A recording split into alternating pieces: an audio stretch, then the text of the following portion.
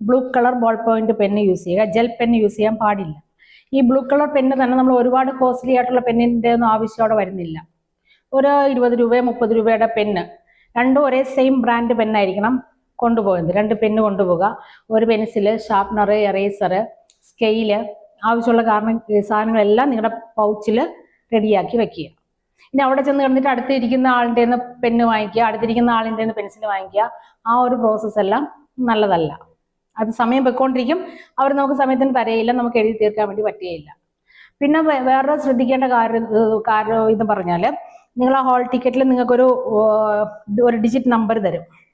നിങ്ങളുടെ പേരൊന്നും എഴുതാൻ പാടില്ല. ആ പേപ്പറിൻ്റെ ഒരിടത്തും നിങ്ങളുടെ പേര് മെൻഷൻ ചെയ്യാൻ വേണ്ടി പാടില്ല. നിങ്ങൾക്കൊരു ഹോൾ ടിക്കറ്റ് നമ്പർ തരും, ഒരു 8 ഡിജിറ്റ് 9 ഡിജിറ്റ് നമ്പർ തരും. ആ നമ്പർ വേണം നിങ്ങൾ എല്ലായിടത്തും എഴുതേണ്ടത്. നമ്പർ എഴുതുമ്പോഴത്തേനും ഓരോ നമ്പറും നോക്കി കറക്റ്റായിട്ട് എഴുതുക. ഒരു നമ്പർ പോലും തെറ്റാ